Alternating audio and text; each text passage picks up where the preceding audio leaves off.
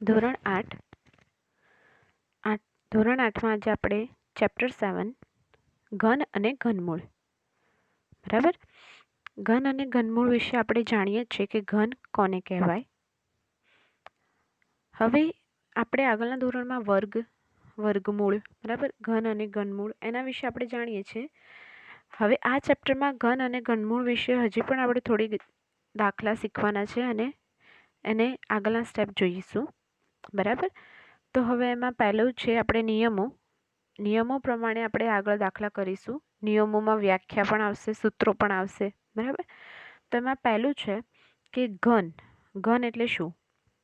તો કે એકની એક સંખ્યાનો 3 વખત ગુણાકાર કરવાથી મળતી સંખ્યાને પૂર્ણ ઘન સંખ્યા કહેવાય છે.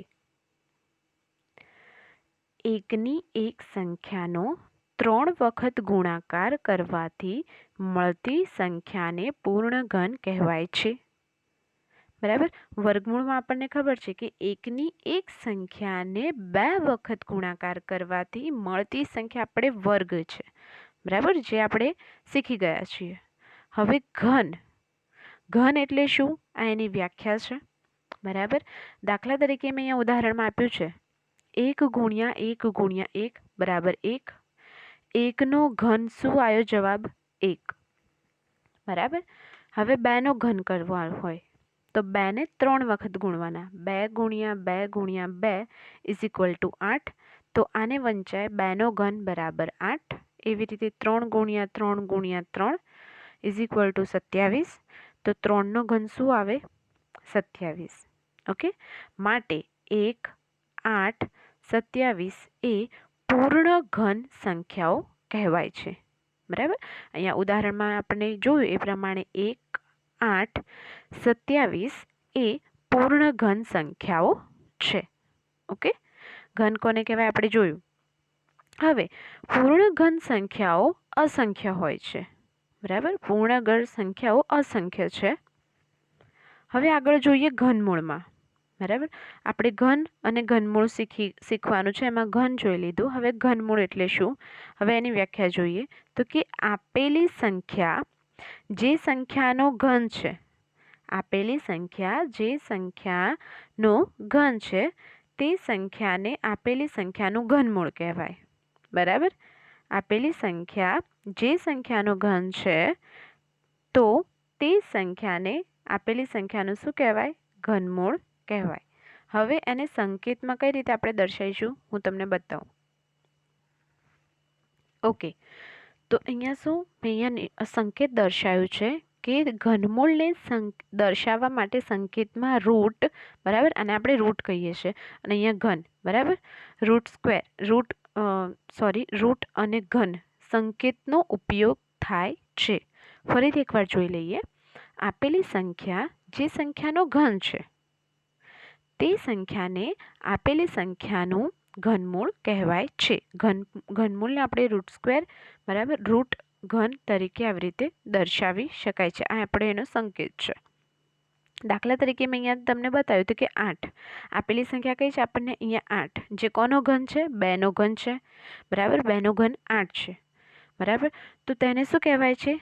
તે સંખ્યાને એટલે કે 8ને આપેલી સંખ્યાનું શું કહેવામાં આવે છે? ઘનમૂળ કહેવામાં આવે છે. આપેલી સંખ્યાનું શું કહેવામાં આવે છે? ઘનમૂળ કહેવામાં આવે છે. એવી રીતે 27.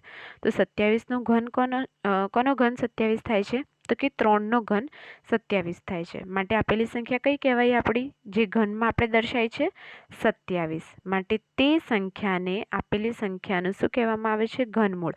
આનું ઘનમૂળ કહેવામાં આવે છે બરાબર. આનું ઘનમૂળ કહેવામાં આવે છે. આપણે અહીંયા ઘન શોધ્યા હતા અને આ 3 એ આનું શું છે? ઘનમૂળ છે બરાબર. આપેલી સંખ્યાનું ઘનમૂળ કહેવામાં આવે છે બરાબર. ઓકે, ચલો હવે આપણે આના પરથી થોડાક દાખલા જોઈ લઈએ. સ્વાધ્યાય 7.1. હવે એમાં પહેલો દાખલો જોઈએ. સ્વાધ્યાય 7.1માં પહેલો દાખલો કે પ્રશ્ન 1, નીચેનામાંથી કઈ સંખ્યા પૂર્ણ ઘન નથી? નીચેનામાંથી કઈ સંખ્યા પૂર્ણ ઘન નથી બરાબર. તો પહેલો દાખલો છે આપણો 216. 216 એ પૂર્ણ ઘન છે કે નથી એ આપણે જોવાનું છે, બરાબર. પૂર્ણ ઘન છે કે નહીં એ જોવાનું છે. પૂર્ણ ઘન કઈ રીતે બને આપણે જોઈ ગયા, બરાબર. નિયમમાં આગળ જોયું.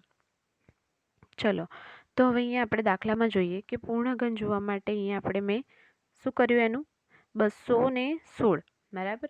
હવે એનો આપણે ગુસા શોધીએ છીએ, બરાબર. હવે જુઓ 216 આપણે આગળ છઠ્ઠા ધોરણમાં શીખી ગયા છીએ, બરાબર. કઈ રીતે શોધાય છે તો કે ફરીથી જો આપણે એકવાર પુનરાવર્તન કરી દઈએ તો કે 216 બેકી સંખ્યા છે, બરાબર. એકમનો અંક બેકી હોય એટલે કે 6 બેકી સંખ્યા છે. ઓકે, તો હવે શું કરીશું, આપણે એનું 2 વડે પહેલાં ભાગ ચલાવીશું. 2 એકા 2, બરાબર. ભાગ ના ચાલે એની શૂન, કારણ કે 1 છે. ભાગાકાર કરીએ છીએ ને સેમ એવી રીતે, બરાબર. 2 એકા 2, ભાગ ના ચાલે એની શૂન. હવે શું લઈશું, 16 લઈ લઈશું. 1થી ભાગ ના ચાલ્યો માટે ભાગ ના ચાલે એની શૂન મૂક્યા પછી 16 લઈ લીધા. આપણે ભાગાકારમાં કરીએ છીએ ને એ જ રીતે, બરાબર.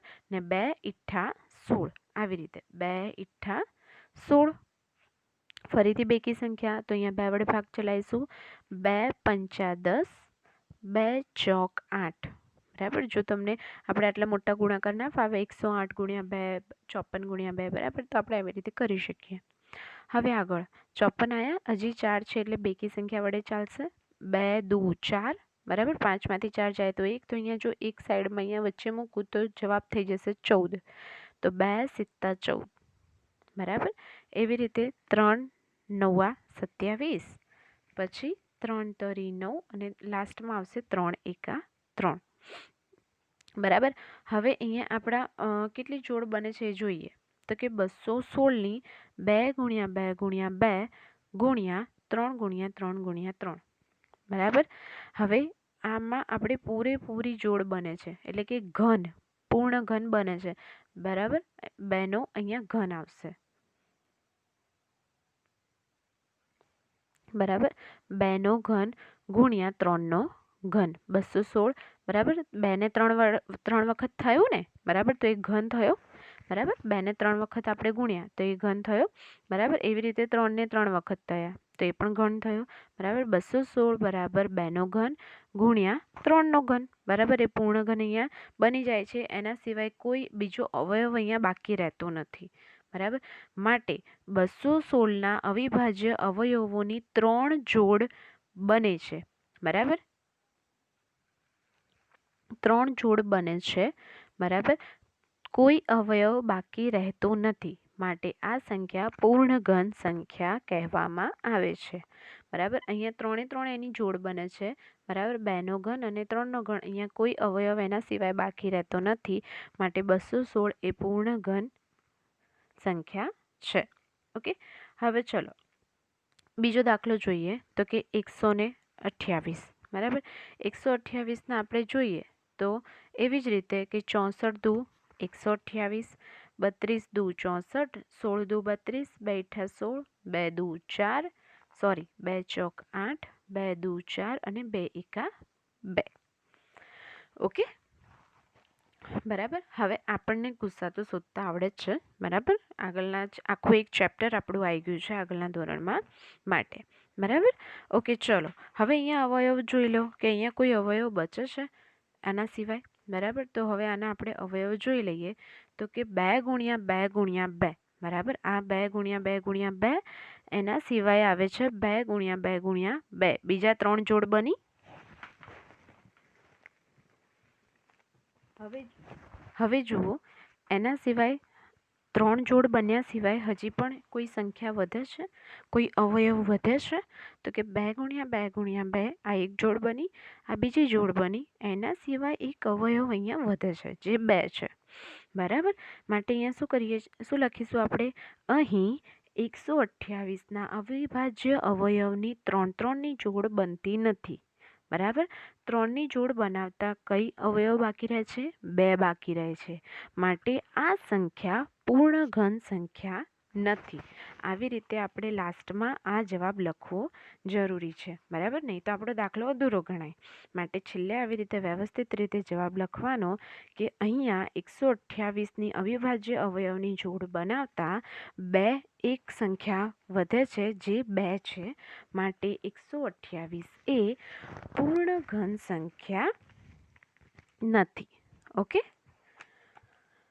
હવે આગળ જોઈએ 1000, બરાબર? 1000. હવે ચલો 1000ના આપણે અવિભાજ્ય અવયવ પાડીએ. માટે 500 દુ 1000, 200 2 ગુણ્યા 250 કરીશું તો 500 આવશે. 125 ગુણ્યા 2 બરાબર 250, બરાબર? પાયો પાયો 25, 5 25 પંચા 125, પછી પાયો પાયો 25 આવશે અને પછી આવશે 5 એકા 5, બરાબર? અવયવો પડી ગયા. હવે જોઈ લો આની 3 3ની જોડ બને છે તો જોઈ લો 2 ગુણ્યા 2 ગુણ્યા 2 પહેલી જોડ બની. બીજી જોડ જુઓ 5 ગુણ્યા 5 ગુણ્યા 5, બરાબર? બીજી જોડ બની. માટે જુઓ અહીંયા જોડ બને છે 1000ની 2 ગુણ્યા 2 ગુણ્યા 2, 2નો ઘન, બરાબર? માટે એક પૂર્ણ ઘન થયો. હવે બીજી જોડ બને છે 5 ગુણ્યા 5 ગુણ્યા 5, 5નો ઘન.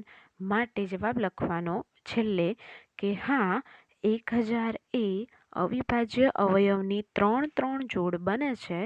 હવે એમાંથી કોઈ પણ અવયવ બાકી રહેતો નથી. માટે આ સંખ્યા કઈ સંખ્યા કહેવામાં આવે છે? પૂર્ણ ઘન સંખ્યા કહેવામાં આવે છે. ઓકે, હવે જોઈએ પ્રશ્ન 2. આગળના બીજા દાખલા છે. એકમાં છે 100 અને બીજી છે 46,656, બરાબર? હવે જેવી રીતે આપણે આગળના દાખલા કર્યા, બરાબર, એવી જ રીતે એ બે પણ દાખલા છે. બંનેની આપણે જોવાની કે પૂર્ણ ઘન બને છે. જો ના બનતી હોય તો એ વધારાની સંખ્યા લાસ્ટમાં લખવાની કે ના, આ પૂર્ણ ઘન સંખ્યા બનતી નથી, બરાબર? હવે જુઓ પ્રશ્ન 2.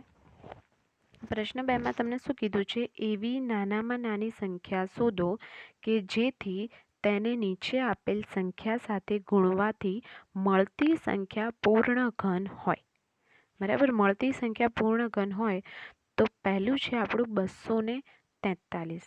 પહેલી રકમ છે આપણી 243. તો 243ના આપણે અહીંયા અવયવો પાડીએ તો અહીંયા શું થાય છે તો કે 81 તરી 243, બરાબર? 27 તરી 81, 3 9 27, 3 તરી 9 અને 3 એકા 3 અવયવો પડી ગયા. હવે આપણે આની પહેલાં જોડ બનાવી લઈએ, કારણ કે આ લોકોએ શું કીધું છે કે નાની એવી સંખ્યા શોધો કે નીચે આપેલ સંખ્યાને ગુણવાથી આપણી આ જે સંખ્યા છે 243 જે સંખ્યા છે ને એ પૂર્ણ ઘન બનવી જોઈએ. માટે જુઓ અહીંયા એક જોડ બને છે પણ અહીંયા બીજી જોડ નથી બનતી, બરાબર? પહેલાં અહીંયા જોઈ લઈએ તો કે જોડ બનાવતા જોઈએ છે તો કે 243 બરાબર 3 ગુણ્યા 3 ગુણ્યા 3. હવે અહીંયા જુઓ 3 ગુણ્યા 3 જ બને છે. અહીંયા એક જોડ બનવામાં એક સંખ્યા ખૂટે છે. કઈ?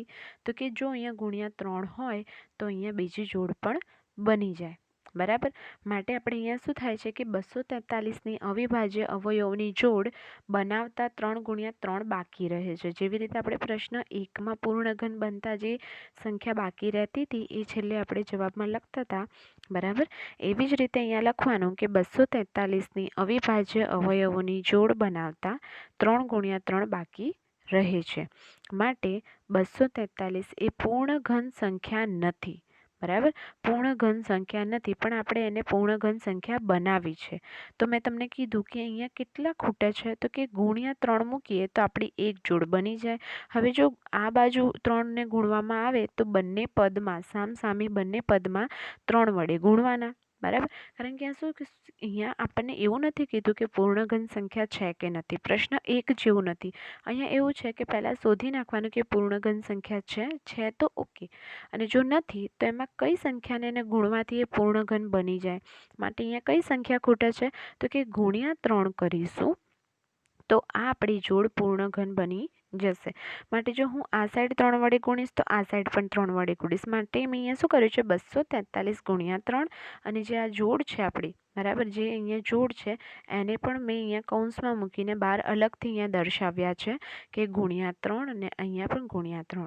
ઓકે, હવે જુઓ 243 ગુણ્યા 3 કરું તો મારો જવાબ આવે છે 729 અને આપણે આ જોડને પણ આના અંદર મૂકી દીધા. માટે જુઓ 3ની જોડ બની ગઈ, 3નો સ્ક્વેર અને 3નો ઘન અને અહીંયા 3નો ઘન બરાબર. અહીંયા જોડ બની ગઈ 3નો ઘન અને 3નો ઘન બરાબર. માટે આપણો જવાબ મળી ગયો કે 243 અને નાનામાં નાની સંખ્યા 243ને નાનામાં નાની સંખ્યા 3 વડે ગુણતા એ સંખ્યા શું બને છે? પૂર્ણ ઘન બને છે. આવડે? ઓકે, એવી જ રીતે જોઈએ બીજો દાખલો. હવે જુઓ અહીંયા શું આપ્યું છે આપણને 675 બરાબર.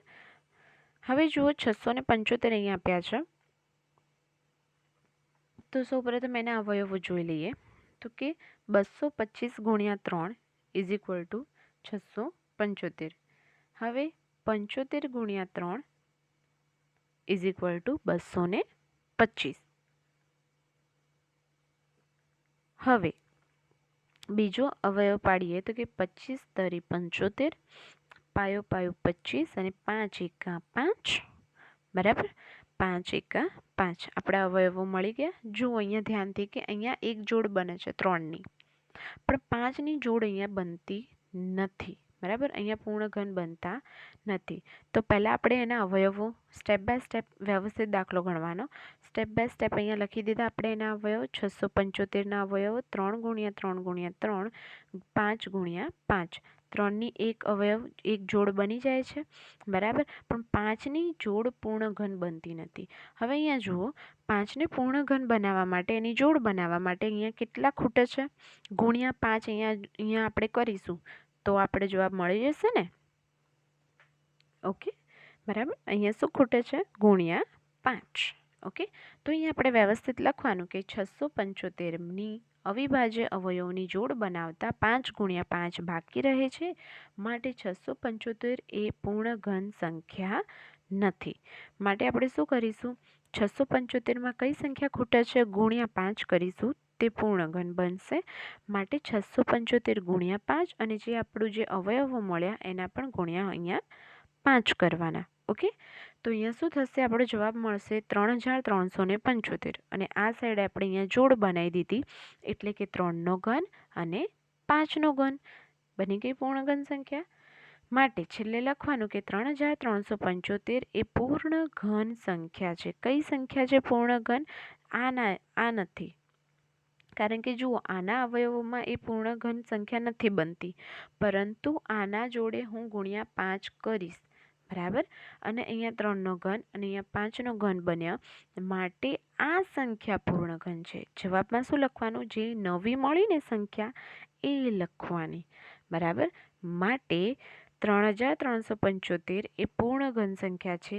લાસ્ટમાં લખવાનું 675 ને નાનામાં નાની સંખ્યા 5 વડે ગુણતા તે પૂર્ણ ઘન બને છે. કારણ કે આપણે ક્વેશ્ચનમાં પૂછ્યું હતું કે નાનામાં નાની સંખ્યા શોધો કે જેને ગુણતા આપણને પૂર્ણ ઘન સંખ્યા મળે.